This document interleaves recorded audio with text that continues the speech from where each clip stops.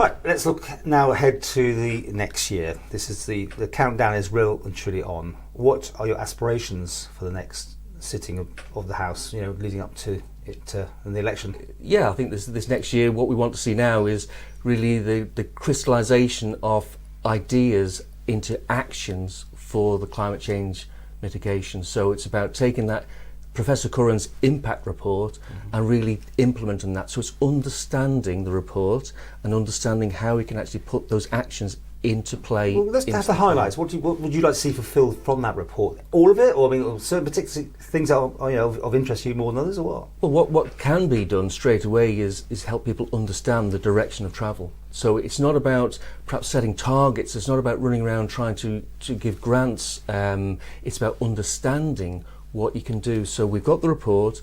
It's how to implement that. So it's how we can actually get renewable energy, how we can get renewable energy cheaper for people to heat their homes with in a cheaper and more sustainable way.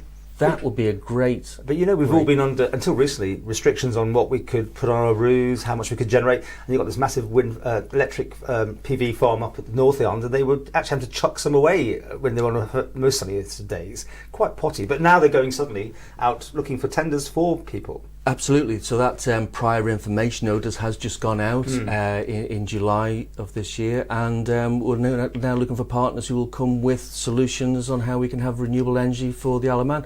And the goal is to have renewable energy, so we have cleaner air. The goal is to have renewable energy that's cheaper for people to use. So we're not then tied to fossil fuels.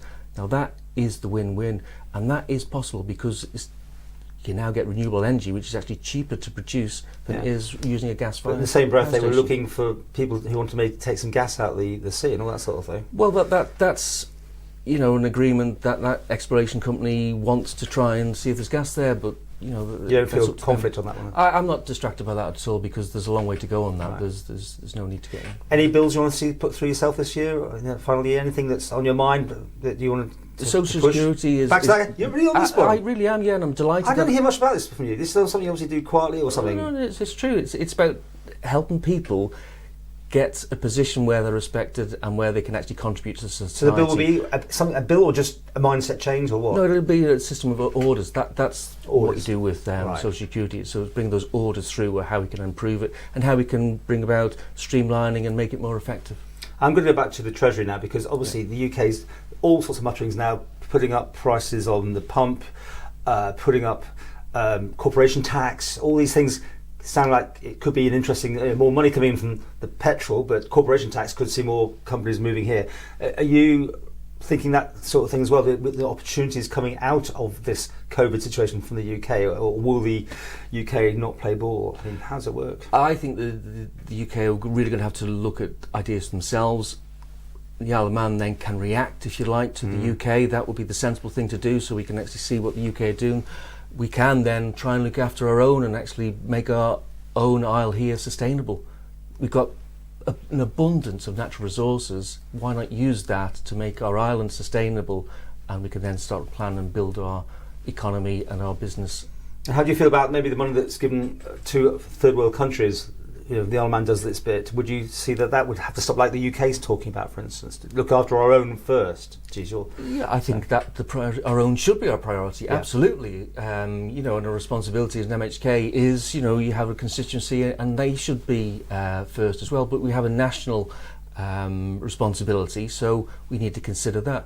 But there is an international responsibility as well, not only for air pollution and climate change, but also for people around the world. So we need to consider that, and as just upright human beings, you do want to consider other people and how you actually deal with them.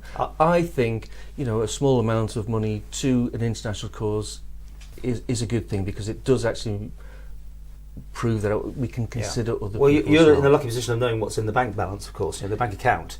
We get in trouble for Health Canada, but do we have a V thing here? Do we go down? Do we go back up? Or where are we? It's quite clear that the reserves that the Isle of Man enjoys are substantial, and will see us through this short term. Absolutely, there's no question about that. But what we do want to do is not get into a habit, if you like, of drawing on the reserves all the time. So what we must do is get the Isle of Man into a position where we are sustainable, where we are able to replenish and build up those reserves again. Okay. And that's what I would like to be a part of doing. Which is what I'm coming to. So you are talking about the future. Yep. So that's a very definite, you're not one of these, I may or may not be standing, you are definitely putting your name in the hat, are you? No, I'm talking about this next 12 months. Oh, okay, just that only. I thought this sounded like a much longer project, that's all. Well, it is a longer project, but I will be involved in that. Okay, well let me ask that question again, without that bit. Are you standing again? It's early days, there's a lot of work that needs to be done over the next 12 months. So let's focus on that. That's what I'm going to do, focus on that and actually see where we are near the time. And what would be near the time? When would you decide I think yes or no? Next summer would be a great opportunity. Really, that late? Yeah. Obviously, you did vote for Ralph Cannon, didn't you, for Chief Minister? I did. Thing? I mean, would that be what you'd like to see happen anyway? And because obviously, from all accounts, the Chief Minister talks about he's going to retire or look for another position in Tynwald. I don't know yet. I mean, do you see yourself? I'm getting there in the end. The question is, would you like to be the financial minister there? Finance minister. No, I think I was happy to vote for Ralph Cannon as I think he's a great leader. I think he make good decisions, and I would support that again if I was in that position. Does that cause you problems? Do you think? It doesn't. Doesn't cause me a problem at all. I'm happy to support Ralph Cannon and the Treasury Minister, and I was then and I am now. If you did stand, I know we're just now iffy. What would you like? Which department? And you'd obviously want to be a minister because you'd be one of the longest serving people at that stage. Clearly, you've got ambitions. Let's be truthful, right? You've got ambitions to be a minister, yes? It's just about doing the right job at the right time, so I'm happy to do that. Say yes or no. Well, do you want to be a minister? I would be happy to be a minister. Right, thank you. And if you did, which department would you like then?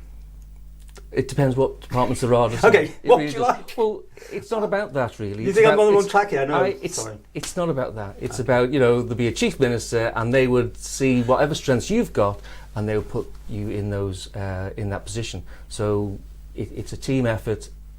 The chief minister would take responsibility and actually put his ministers in. And it's a very diplomatic answer. It's true though, isn't it? It's true. Okay. It's absolutely true. I think people can guess, possibly, you do have an appetite to do something and stay. I mean, your Queen thing on the side here, you've done a lot there. Yeah, well, I think you do come across someone wants to make a change, and you've said that already there. No, and you can do that better inside the house, can't you, than outside? Yes, I believe so, and I'm happy to keep putting the effort in. I'm happy to keep persevering to make sure that these changes do happen, and not just actually, create a headline, if you like. Yeah. It's actually about getting that change in. That actually does help people. And you put that in your manifesto. I was just looking back on it. How do you think you did on that, by the way? With the 5 years 4 years into the fifth. How do you think I put a lot of thought into that, and it was, a manifesto of considered thought, I felt. And I really wanted to try and reach out and try and get people to realise that we can all contribute. We can all contribute if we want to actually have a better society and a community. And I really do believe that 4 years ago, and I still believe that now. And I'm just trying to allow, if you like, to use the position that I'm in, lucky enough to be in, to actually help people contribute themselves to a better society and community. Well, we're wrapping up, so it's time for your score. How do you think you've done over the last, how do you rate yourself over the last 12 months? I'm very pleased with the last. Yeah, out of 10, out of 7.7. Well, if you're very pleased, I thought you'd be going for an 8.5. No, I'm not very pleased. Sounds like you're nearly on the top of the scale. But I think that very pleased is. You don't want to overcook it. Okay, I understand. And that leads me to ask you how you think the Quayle administration has done. I can't remember. I haven't looked back, to be honest, this time on what you voted, but what would you give them out of 10 as a government that came in and the way with everything taken on board? It's been a tricky time, hasn't it? It really has, unprecedented time. So there's lots of things that are right, but there's lots of things that I felt strongly about that weren't so good. But I think on the whole, people are very pleased with that, and I think on the whole, it's delivered a good 8. An 8. Mm-hmm. So we'll talk to you maybe sometimes next year, whenever we get that information from you. Yeah. Thank you very much.